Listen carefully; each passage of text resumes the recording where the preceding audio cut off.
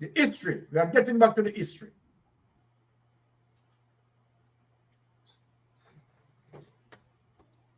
Here we talk about Holness makes finance public, posted by Abcafix Henley, 17 June 2016.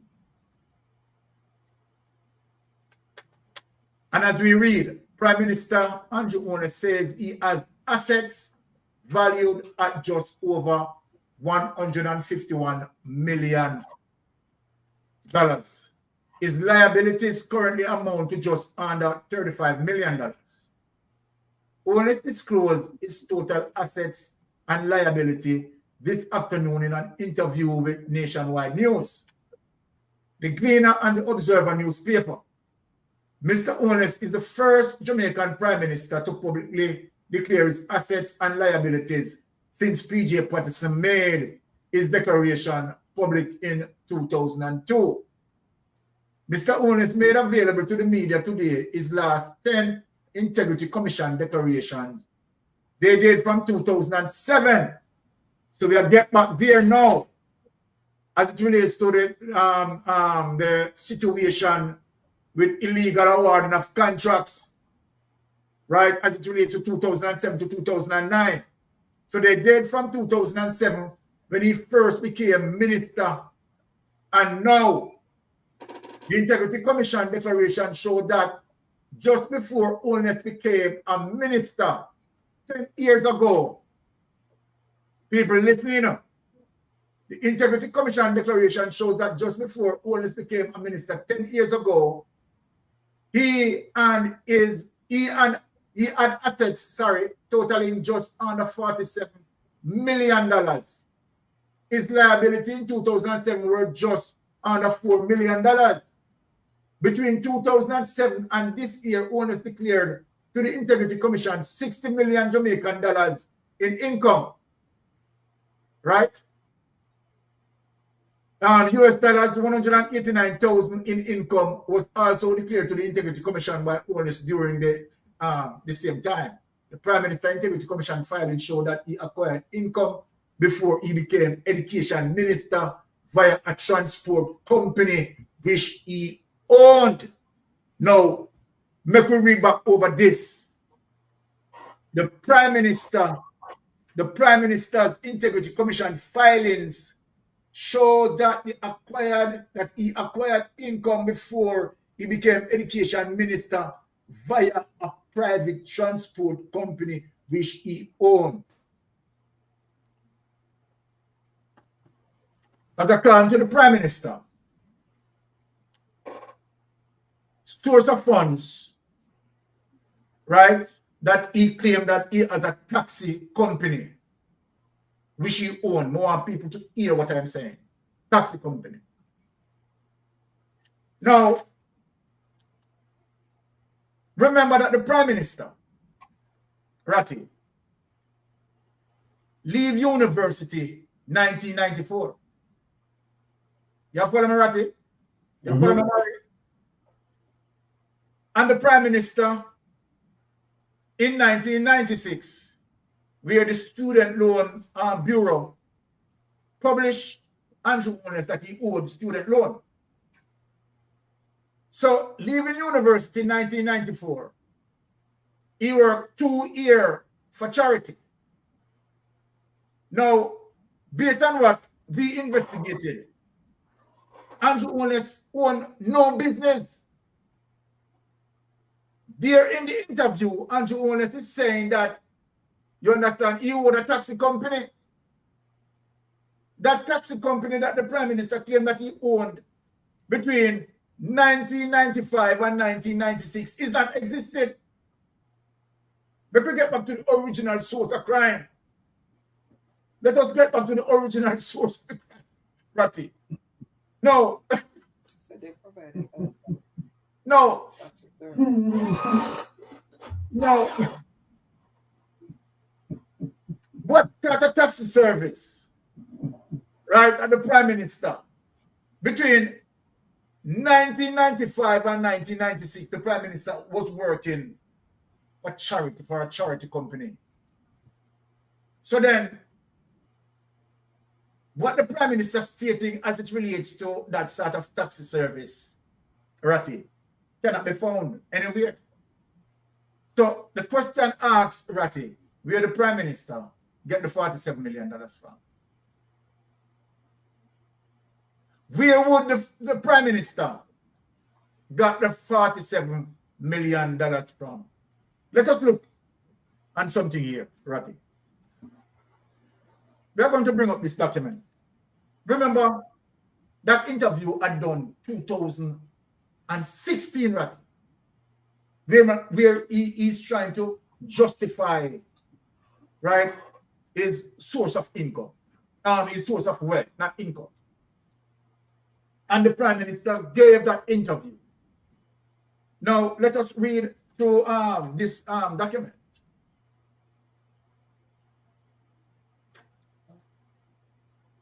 What we have seen here in between 2007 to 2009, the Prime Minister came under investigation.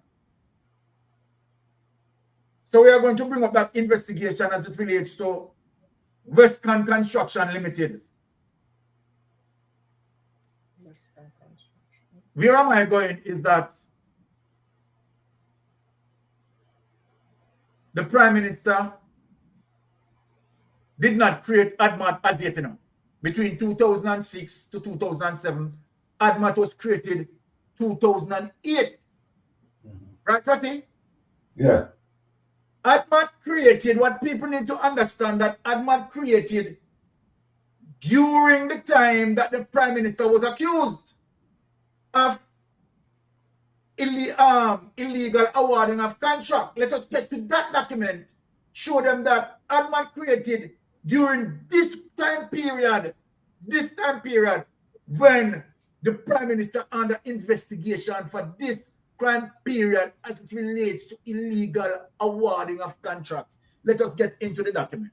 Investigation report, Westcon Construction. So remember now, people, we cannot justify the Prime Minister $47 million as it relates to that sort of taxi service that the Prime Minister said he offered. Right?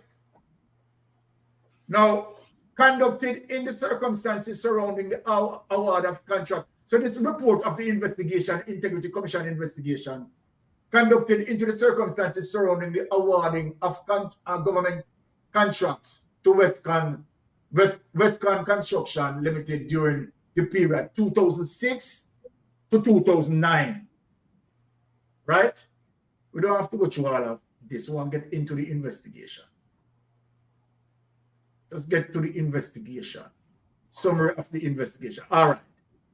This investigation by the Director of Investigation concerned the allegations that contracts were awarded to the entity Western Construction and that there is a connection and our relationship between the proprietors of the named entity and the Most Honorable Andrew Holness, Prime Minister of Jamaica, and then Minister of Education, Youth and Information.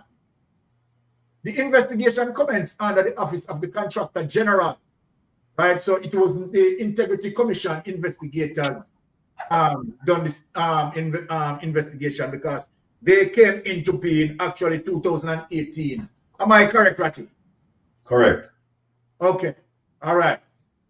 So then the investigation commenced under the Office of the Contractor General, first one to Section 4, subsection 1 of the Contractor General Act, and the provisions and requirement of the Government of Jamaica Public Sector Procurement Handbook, right, 2001 and 2008. What I want to let the people realize that the Prime Minister, see here, clear evidence where the Prime Minister, right, this investigation was done by the Contractor General, and now we have the Integrity Commission, right, where the three entities merge into, you understand, also, you understand, dive into an investigation against the Prime Minister. Something is definitely not adding up here. The investigation sought to ascertain, among other things, the nature and particulars of government Jamaica contracts that they were awarded to Westcon Construction Limited during the relevant period. B, the nature and extent of the relationship between the Most Honorable Andrew Holness and the Director, Principals of Westcon Construction Limited. C, the extent of the involvement, if any, of the Most Honorable Andrew Holness in the award of government contract right to Westcon Construction Limited. D, whether the circumstances surrounding the award of contracts right are the process utilized by the Ministry of Education, Youth and Information, the National Work Agency, the Social Development Commission was devoid of irregularity and impropriety and was fair and transparent. The findings of the investigation are premised primarily upon an analysis of the statement and documentary evidence which were provided by the respondents who were requisitioned by the OCJ during the course of the investigation. Summary of key findings. Contracts awarded by the Ministry of Education, Youth and Information to Westcon Construction Limited. A total of 10 contracts, a total of 10 contracts were awarded by the Ministry of Education, Youth and Information, right, to Westcon Construction Limited during the period February 14, 2007 and November 10, 2009. Right, that is the time period between 2007 and 2009 where contracts been awarded. Of the 10 contracts, only 5 were reported to the OCJ by the way of quarterly contract awarded, right, QCA reports for the period. The direct contracting procurement methodology was utilized in one instance, and it was disclosed by the MOEYI that the criteria of the lowest responsive tender was utilized in the remaining 9 instances.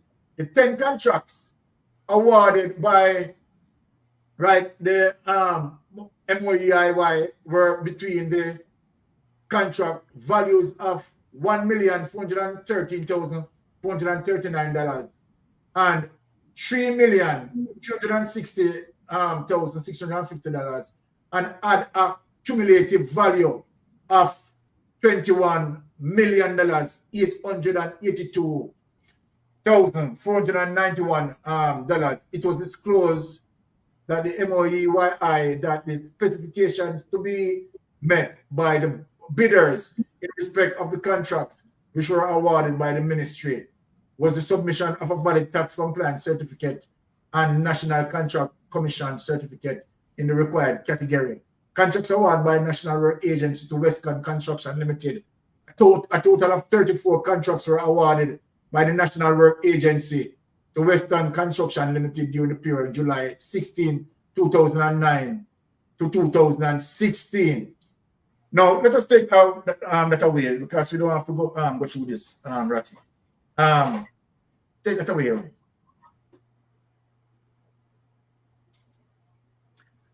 All right. So this is what I'm saying, Ratty. Right? Obviously, what we had proven is that the Prime Minister justification as it relates to the $47 million is totally false. Would you agree with that, Ratty? Yeah. Yeah. Mm-hmm. Sister Maria, would you agree with that? Yeah, exactly. Yes. Okay. So if that $47 million falls, right? Now, the Prime Minister, as it relates to using what we call these shell companies, right? Because we know that in Zara Burton report, as it relates to Patrick Bailey, who admitted to have set up some of these shell companies. Now, in 2008, let us ask the question as it relates to Admat. The reason why Admat was set up in St. Lucia seems to be doing two things, dealing with two things, Ratty. It appears as if Admat was, one, to avoid tax, and two, avoid possible investigation into Admat itself. The reason why I'm saying that, because Admat is originally a holding company. Right, Randy? Yeah. So the question now, Admat itself from St. Lucia start to buy up some properties in Jamaica. Mm-hmm. Let us deal with this now, you know. We are break it down for the people. Then. Here the Prime Minister tried to justify $47 million into the system that we found out that it is definitely lie. Right? There's no taxi service that existed between 1995 and 1996.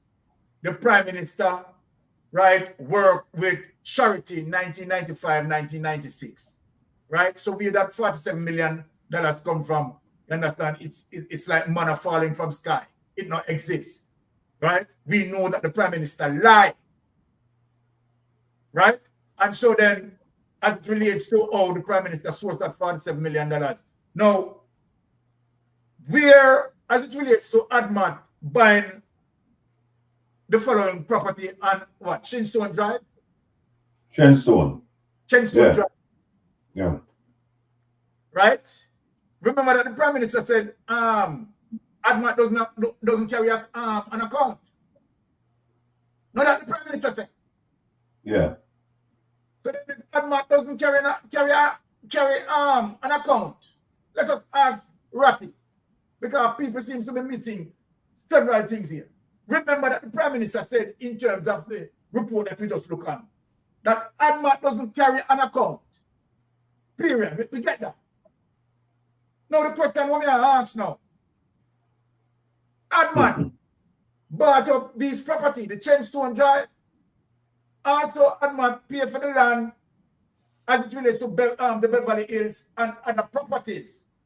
So then, if Admat doesn't have an account, how Admat come to buy up these properties? All right.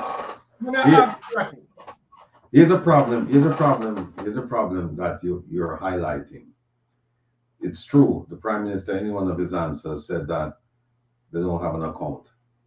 However, he said that they purchased a bond with money that they had in SSL. We are looking to this, sir. So it looked as if it trying to explain trying to connect the dots. Looks as if what they did was they established Admat just as a holding company, but the money stayed in Jamaica. Okay, yeah. They used the money from, and I guess they invested it. One of the places that they invested it, maybe it's the only place, we're not sure, but one of the places was SSL. No, he said they don't have they didn't have an account, but he did say that they were using SSL at least in one instance. They used it to purchase a bond. So the question that you ask is a very good question, because even if SSL would not count, we don't see any documentation evidencing that SSL accounted for all of the money. But here's one. Here's the one let me just share the screen and let me show. Here's the one that I was referring to.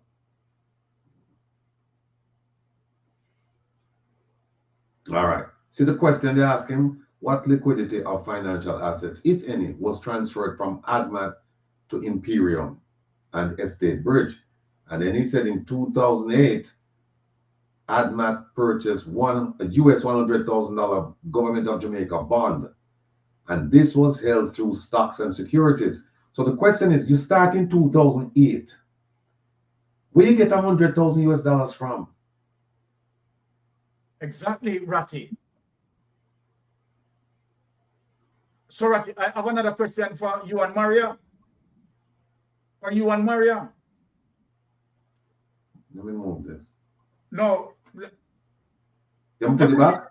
Let me read back that to the people, because the question in terms of what I'm going to ask. Put it up again, Ratty. There you go. Put it, yes. Let me make it bigger. So, all right, as a confused answer, Yes, as a client to Mr. Holness answer, in 2008, Admat Inc. purchased $100,000, right? 2039, 8% Government of Jamaica Global Bond. This was held through Stocks and Security Limited and reported on my statutory declaration since then. The bond makes coupon payments twice yearly in March and September. The bond was sold in September 2021 after the final coupon payment for the year was received. The total proceed from the sale was very blah blah. Take with that. All right. No, one other thing.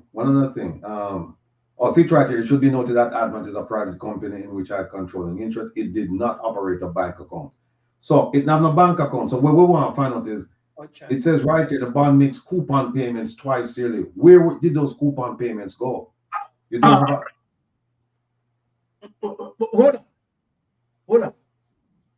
The other question that I want to ask now. Let us put SSL now in the spotlight. Right? Because we want to try to understand, the source of funds. We know what it seems like as it relates to what we are looking at now. One, that appears to be some of that source of fund, right, appears to be, as it relates to the allegation, illegal awarding of contracts. Right? Now, the second seems to be SSL. So let us dig into SSL. Don't you find it strange, Ratty and Maria, that all of the investors in SSL lost their money and it's only Holness gain? No, we want to ask a question like this. Ratty.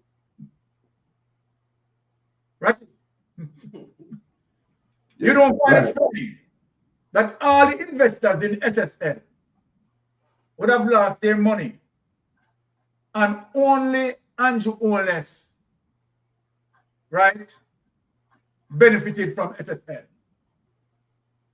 So let us dig into SSL. SSL been flagged in 2016. Let us argue these points, because this is where FID is going as well. Okay.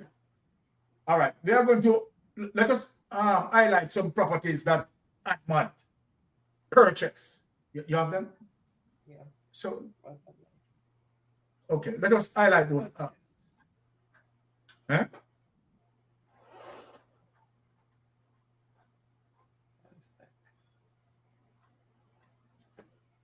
Okay. All right. Let us concentrate in terms of. So the question that I'm asking, okay. Ratty, it's shared? Yeah. what's that? Yeah. You're seeing the document, right? Yeah. So this is 18 degrees now investigation. Right? This is all of the things that Admat, right, would have purchased.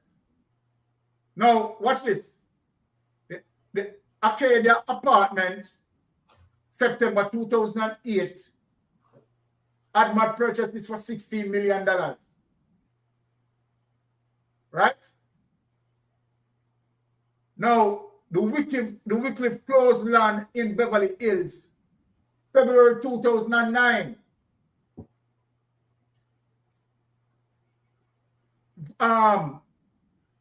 Admat, again, pay for this for $15 million. Now, if you look at this, Ratty, between 2007 to 2009, this is the investigation period for Holness, as it relates to the illegal awarding of contract, You see what I'm showing, Ratty? You ever see it? Yeah. So, this is the investigation period as it relates to what the the contractor general was investigating, right? The Shenstone Drive land in Beverly Hills where their house would later be constructed in 2011, right? $25 million. Yes, sir. You can't run it after $26 million. Subtotal of $57 million. Right? Here, construction costs for Shenstone Drive, Beverly Hills house, as stated by Mr. Holness. Right? An area of a total $109 million. With everything. Right? And these are US purchase price. So US purchase price would be $1,195,442. Right? So now take this away. So those are all the property that Admat purchased, particularly during the time of the investigation as it relates to illegal awarding of contract. Now, here the court rejected the filing from Andrew came on the news. All right. Kick it out. Kick it out. Kick it out. After we notice some delay, kick that out. What again? What did you say? That now gone away. Kick that out. This guy just drop back same place. Yes. Yeah, you have to stand up and face injustice. So we could dig in the Admat thing. So Ratty, what we witnessed, we have seen that during the investigation period, Admat been buying up these properties. The question, where Andrew Holness get the money from? Where did Andrew Holness get the money from to buy up all those properties into Admat? So then, Admat being in St. Lucia, to me, seems to be avoiding the investigation. But, that's sort of scrutiny into Admat itself. Because now we see Admat is doing all of that. Now, remember now, if you're talking about SSL, right? The situation with SSL. Let me ask the question now. Let me ask a very serious question. Sister Maria, 2016, from 2012, SSL was flagged. What SSL was flagged for? Misappropriation of clients' funds. Right? The FSC auditors found out that they weren't investing client money. Right? They were asked to correct the situation, and the situation has not been corrected until the whole pata bust out in 2021, right? Where Jean and Pantan was now telling you understand the behavior into SSL, that they were not investing the client's money. They were actually stealing the client's money. So the big question what we are asked, Ratty, how could Andrew Holness get return on investment? Mm-hmm. No, question. If SSL was investing, not doing any investment, right? Mm-hmm. SSL was stealing clients' money. The question might be Maria, you know the answer, yeah, Maria. Maybe you can tell me tonight. May I ask the question? SSL not invested. How do owners get return on investment? Eeny, meeny, miny, mo. What's that is? No, because none of this makes any sense. And like we have been saying, what is the source of funding? That's all. And there is where he seems to get all hot under the collar because you ask, so what is your source of funding? You have all this money, you have all these accounts. Where is it coming? We need a tributary. Where is it coming from? Because every riverhead, every stream have a riverhead. So you need to follow the stream, but you're following the stream to know where because he's not providing the information. And then you learn he's conducting business via WhatsApp, which makes it questionable. You know, and I don't understand how he lives with himself as a leader and shows up into parliament and beat his chest and talk about anything relating to integrity when he has none. And you know, we have said before, to fully understand where we are, you have to go back to when he was Minister of Education. That's where you need to start. You have to go back to the very beginning when he became the bull in the china shop. And how did he benefit from being in that position? Did he get any kickbacks? If he got kickbacks, what percentage of contracts given out did he benefit from? And how much money was involved? How much money was at play? So, you know, they're starting in the middle, and this is what comes out. Just imagine what would happen if they really went back to the very beginning to get a full picture of Andrew's overall wealth and how he got to where he is today. And nobody's envying Andrew Holness for being wealthy. It's the how. It's the how in our high crime societies like Jamaica, where corruption is a problem. The how is very important. It's the most important question to be answered. How did you get your source of funding? What's your source of funding? That's the most important thing. And when that is known, then we can have a better understanding of whether or not he is a prime minister on the up and up. So far, there's no proof to that. Okay, what say you, Ratty, in this space?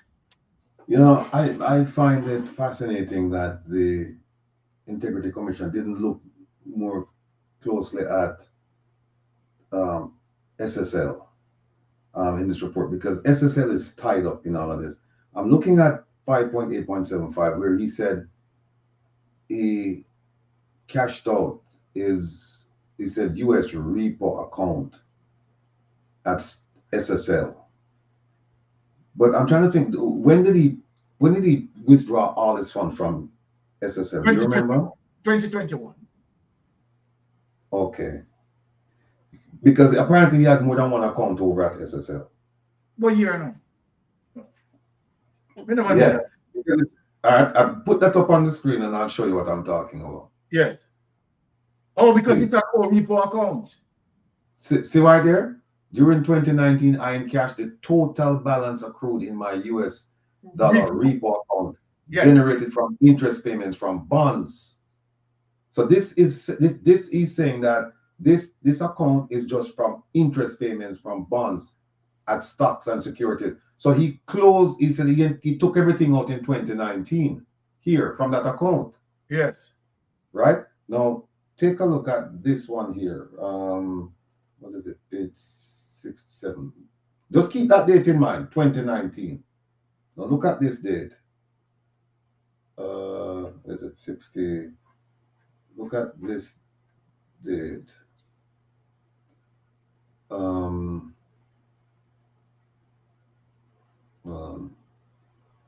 right, look at this date. Yes. The last sentence. You want me to read it out? Yeah. Okay, so in 2008, Admat Inc. purchased 100,000 US dollars, 8% Government of Jamaica Global Bond. This was held through Stocks and Security Limited and reported on my statutory declaration since then. The bond makes coupon payment twice yearly in March and September. The bond was sold in September 2021 after the final coupon payment for the year. was And received. remember what he said. He said he encashed everything in 2019 Yes. with interest payments from the bond. So apparently it was more than one account he had. More than one. He had a bond, he had an account for the bond. Yes. And then apparently he had an account for interest. Because he said he cashed out the interest and Cash he out. used some of that to buy the $94,000 bond. Yes. So, Right? so No, let me show you something. 85. Let me see something.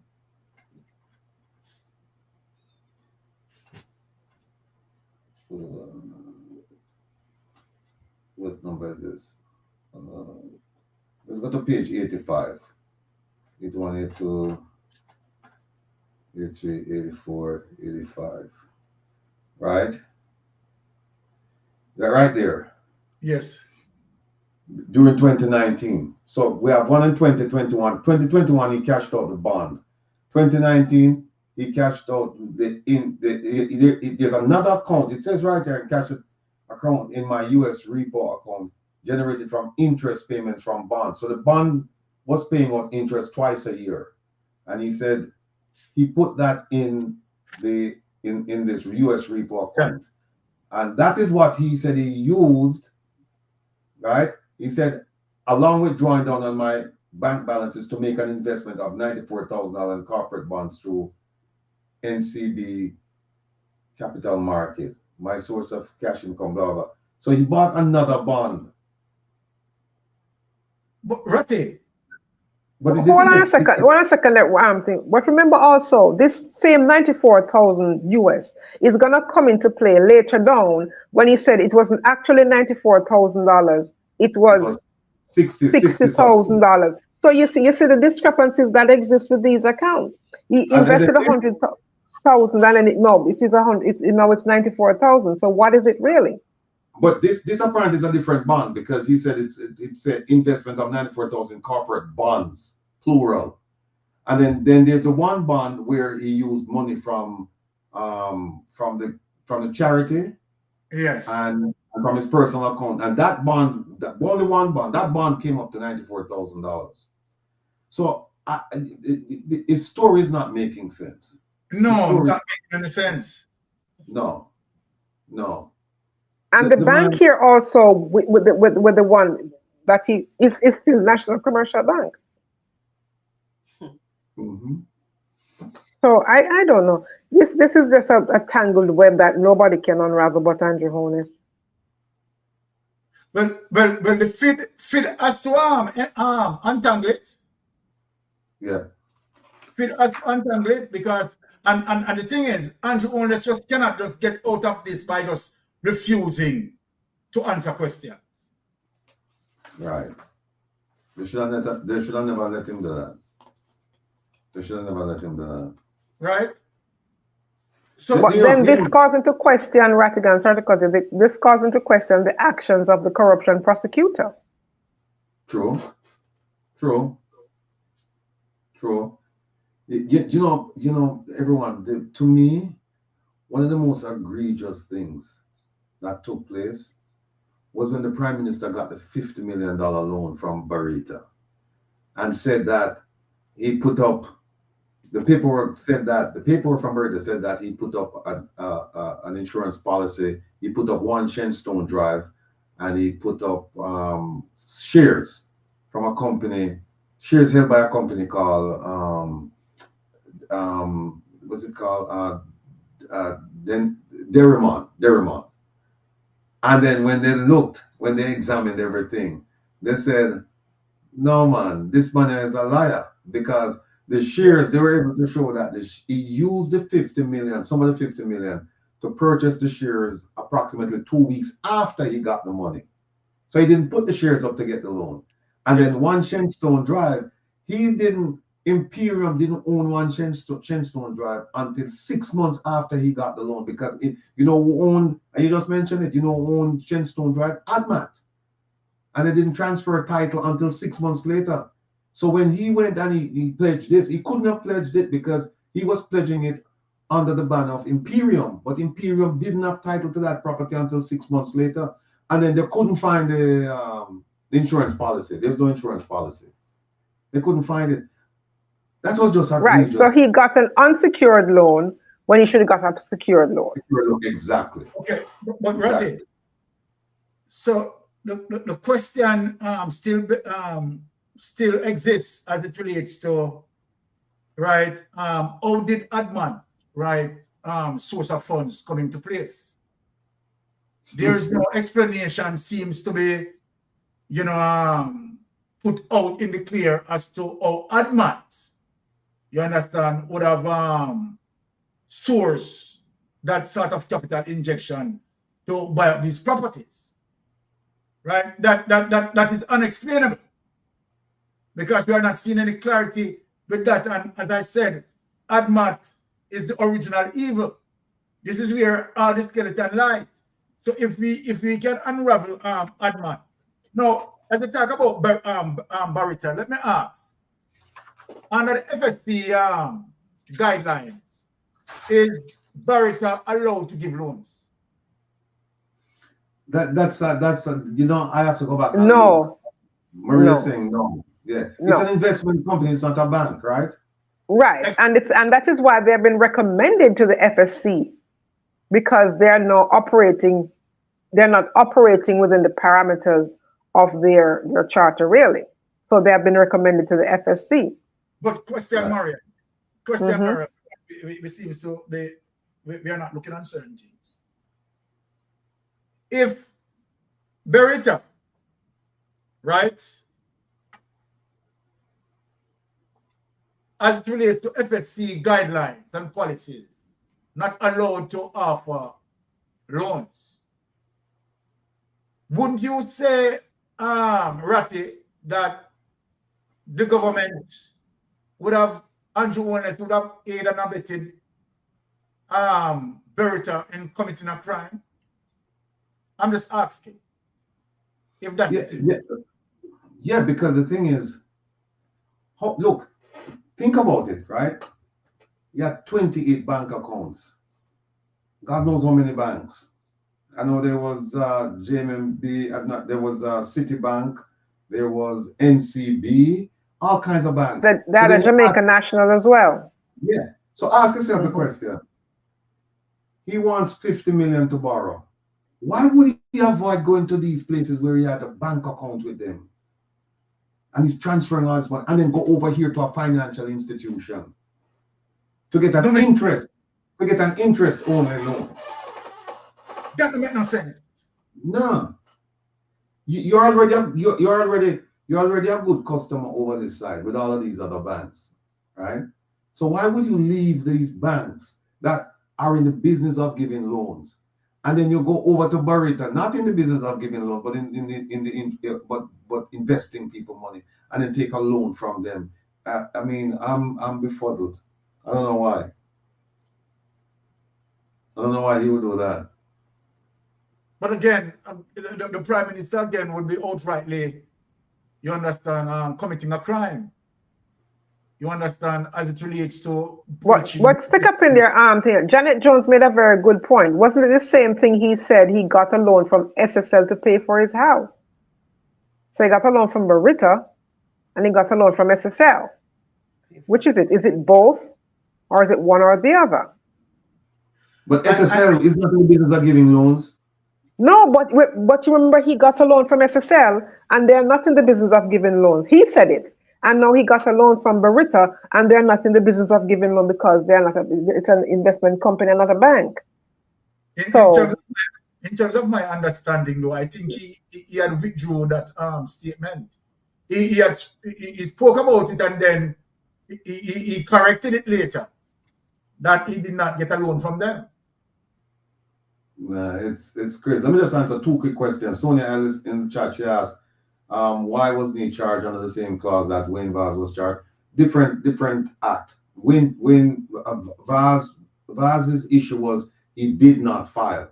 The Prime Minister did file, but he filed based on what they're saying. He filed false information. And yes. There are two different tracks, two different sets of penalties, two different proof modalities. It's a different issue. And then somebody said, given these records, given these questionable transactions are in USD, could that be the foundation for a US investigation? Here's how it could be. If the banks, when they're doing all of these transfers, if they touch the American banking system, and I firmly believe that they did, or at least Citibank did. Citibank did, yeah. And the others, because I don't think they have their own banking system for transfers. They use the American system. So I believe that there is jurisdiction to be had by relevant US authorities. Now, whether or not they get involved, that's a completely separate issue, which I think we have to play a role. We in Jamaica and we overseas, we have to play a role in saying to the American government, we believe that there was corruption going on here. There was some money laundering, possibly money laundering going on. We believe it, but we can't prove it. We need you to take a look at these transactions and tell us what you think. And they have the tools, they have the wherewithal, they have the resources to do this. But I think somebody has to push them. Somebody has to force them to do it, because I don't think they're going to get up and do it on their own. You know why? Because there's no real American interest here. Like if an American was a victim of this, then that would be different, because they could file a complaint and then they would be forced to do it. But I think somebody's going to have to do it. And, we in the diaspora, in my little part of the diaspora world, we are planning to do something about that. So, Mr. Prime Minister, if you listen, don't think you get where, because we're dip on your trail. We dip on your trail. And, we're like bloodhounds.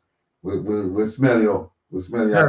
And we're now back off. We are come full speed ahead. So, and then that, once we're done with whatever we're doing, it will be up to the American government or the British government or the Canadian government to do whatever they see fit to do. But at least we have to get the ball rolling. We have to start something. And this is a start by pointing out all of these, contradictions and inadequacies and deficiencies.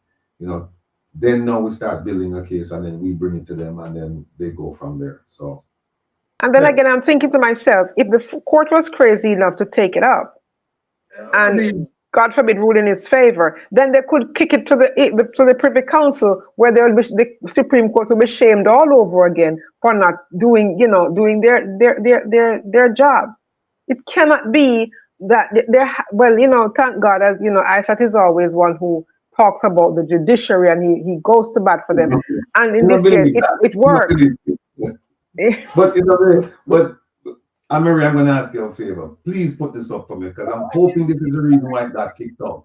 Folks, we started out talking about section 55. And remember what we said? Look at subsection 3. It says, except as specified under subsection 2, no proceedings whatsoever shall lie against the commission or any person authorized by the commission for anything done, reported, or said by the commission in the performance of its functions under this act. I'm hoping that when I see the opinion, I'll see 55.3 in there, because it deserves to be inside it. Because this is a clear statute as to what can and how you attribute responsibility to the Integrity Commission for things that they've done in the execution of their duties. And what they're saying is that you must have gross negligence, malice, or unreasonable force. If you don't have those things, you can't sue them. So I'm hoping when I see the opinion, I'll see 55.3 inside there, and then I'll feel justified. But what you say now, you see a pattern with the Prime Minister, Ratty and Maria, that when the Prime Minister being cornered, right, he shub out lawsuit. Remember that the Prime Minister had done the very same thing with Zara Burton, when Zara Burton was investigating him under these same circumstances. And guess what? He brought Zara Burton to court, and he had lost the case. Yeah. But also, before you move on, Mystic, he took the IC to court, right? And then the opposition, they went to Parliament. Parliament was in session today, and the opposition was bringing a motion, which he was prevented from doing because they were to talk about standing order. Some people were saying it wasn't sent in time, but it was sent in time. Yes. Because remember now, after Heroy Clark ruled that it would not have been allowed, and land baron's son was running his mouth like him, him have diarrhea and just talking, and really was not making any sense.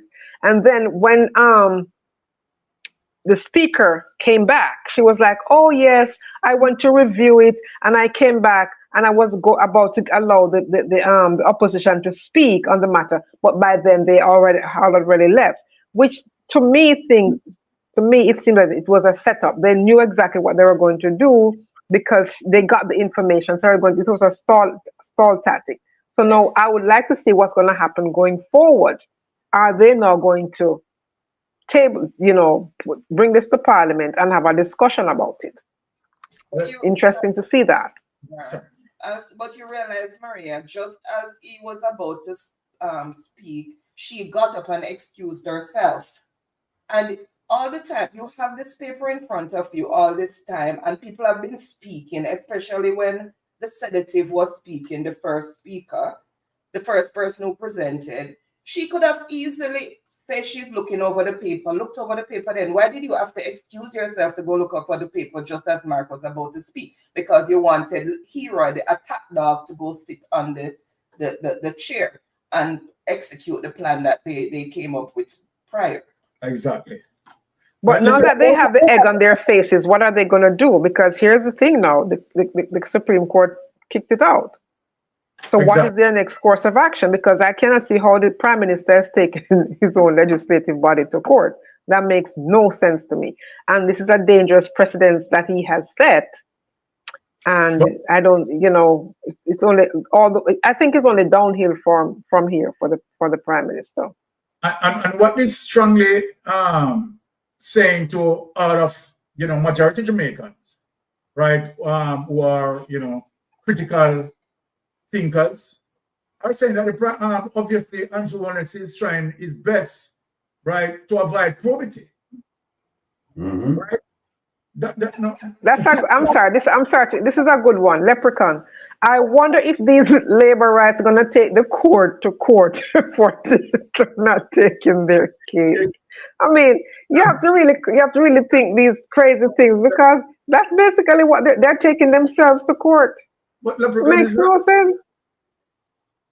It's That's ridiculous. Yeah. It's nothing. Just come with the evidence that you need to present and answer the questions and get it over with if you're so innocent. All right. Let us bite in at the 4-minute clip with Mark Golding. Motion in Gordon House, in the House of Representatives. I was prevented from doing so on what I regard to be a spurious basis, a basis that cannot hold water. The basis that was put forward was that the matters on which my motion was based are now sub judice. In other words, because the Prime Minister has apparently sought judicial review of certain matters arising from what the Integrity Commission has decided in relation to his matter. However, my motion is not dealing with the substance of that report, but is dealing with his own conduct as Prime Minister. And I wish to read the motion now so you can hear it. Whereas there is a ministerial code of conduct in place from 2002 that governs the conduct of members of the cabinet. And whereas the Prime Minister did not inform the people of Jamaica that he was being investigated by the Integrity Commission from as far back as August 2023 for illicit enrichment. And whereas the concealment of this information by the Prime Minister is a breach of the ministerial code of conduct that guided the Prime Minister in removing from office ministers serving in the cabinet over which he presided. And whereas the annual reports of the Integrity Commission for 22-23 and for 23-24 stated that several members of Parliament, initially 6 and then 8, were under investigation for illicit enrichment, but none had come forward to disclose that he or she was under investigation. And whereas the Integrity Commission's investigation report on the 17th September 2024 tabled in Parliament named the Prime Minister as being under investigation for illicit enrichment. And whereas the Prime Minister, as Chairman of Cabinet, instructed members of Cabinet not to divulge the name of any member under investigation for illicit enrichment, contrary to the spirit of the Ministerial Code of Conduct And whereas the actions of the Prime Minister have caused and continue to cause severe damage to the trust necessary for good order and respect for public office, be it resolved that this Honourable House condemns the Prime Minister for not maintaining ethical standards of transparency and openness in government. Secondly, censures the Prime Minister for his acts of covering up and concealment of the names, including his own, of those members of the Cabinet and or Parliament of which he was and may still be aware, but has kept them in positions of influence in the Cabinet with the effect of further undermining public trust in the institutions of government. And declares that the actions of the Prime Minister have severely undermined his credibility and trustworthiness, and that he no longer enjoys the confidence of this House. That was the motion that was to be put forward today and hopefully debated next week. We did not want it debated the same day that it was tabled. The Prime Minister is not here in Jamaica. That would not be right or proper. However, we were not allowed to proceed with the tabling of the motion because the Speaker herself had removed herself because the matter affected her husband, and the Deputy Speaker ruled that the motion was improperly brought in breach of the standing orders, relying on the sub judice rule, and so the motion will not go forward. And we think that that is an abuse of the rules of Parliament, and no confidence motions have a very high place in our constitutional arrangements. If a no confidence motion is passed in Parliament, the Governor-General has to dissolve Parliament and call elections. So that is in section, I think, 64 of the Constitution, subsection 5. So for them to block the opposition from bringing a motion on the alleged basis that the matter is sub judice is really, in my view, a bad and sad day for our democracy. Again, it's an example of freedom of speech, freedom of association, our democratic principles being undermined by the misuse of power by the majority in Parliament. It's a very serious matter, and that is why we asked the media to come and hear what we had to say. Thank you. Maria and Ratty, do you believe that the Prime Minister should now step aside and allow investigation to proceed? Maria, take it first. Yeah, I noticed that the JLP have a history of sabotaging the opposition, because this is not the first time they have done things. If you notice that they have changed the microphone system where they can the speaker controls who speaks, and they can shut them off. They can prevent them from speaking in the Parliament. I think they should bring a bullhorn to Parliament to work around that, since they don't want them to speak. But and I have the question for the Prime Minister and the government members of Parliament. When they were in opposition, how were they treated by the government? None of this happened because they didn't have a system where the speaker controlled their ability to speak, their microphones. That did not happen. And they need to understand that, Ratty said earlier, the same knife that stick the sheep, stick the goat. And there's a very strong possibility of them being in opposition again. Question, how would they like to be treated? The same way that they've treated this current opposition? Because they have shown a total lack of respect for the role of the opposition, and that the opposition as an equal partner in the government. And they have shown total disdain for them, and how they have run roughshod around them, even though they have a constitutional right to speak up and to represent the interests of the people. The government has not been living up to their rights and their responsibilities to the people of Jamaica by showing respect to the opposition. Yes, so Maria, the question is, should the Prime Minister step aside? What say you on that? He should have gone a long time. All right. Taking up space. Exactly, long time. Yeah. First thing is that I want to verify that the judge or the court kicked it out. That's the first thing. But assuming that the court did or the court didn't, my position has remained unchanged. And that is when you have these serious allegations against the Prime Minister, the honorable thing to do is step aside and let justice take its course. And then, you know, if the charges or the allegations have been substantiated, then you come back. If they have been substantiated, then you stay out and deal with the court system or the administrative system. But to have these serious charges over your head, and you get up and text taxpayers' money about you're gonna the UN, you know, where Jamaica has become a laughing stock right now. I mean, it's embarrassing and it's a crying shame. And then to add insult to injury, you fly Ghana, India, boy, you sign MOU, and you're under such a cloud. Have you no shame, Mr. Prime Minister? That you said, listen, yeah, I need to take care of my business. I need to take care of this thing first. I have a country to run. I have to take care of this thing. And he's always talking about transparency and accountability. Well, walk the walk or walk the talk. You know, you talk it, well, walk it. And now we know why you never want to sign the Nolan principles. Now we know why you never want, because if you had, people would have said, but how you sign it and you do this? But guess what? It's a distinction without a difference. You know why? Because you took the course. You took the course. We don't need you to sign up anything like that. You took the course. You asked for the course. You went to Mr. Christie and said, Mr. Christie, I want this course. Now people start questioning, wait a minute, did he get the course to see if he could get the loopholes and get a better understanding how to manipulate the system? Or did he ask for the course because he genuinely wanted people to become familiar with and adhere to the principles of good governance? All of these questions are in my mind, but the one question that's not in my mind is whether or not he should have stepped aside. Unequivocally, undoubtedly, unflinchingly, without any hesitation, he should have stepped aside the moment the thing was tabled. Instead, he came in with a fiery speech when it was presented to Parliament. He came with a fire and said, "I work hard for everything I have." Yes, you did. We can see it in the report. You are working hard. You're managing 28 accounts. That's hard work. You know, that's hard work.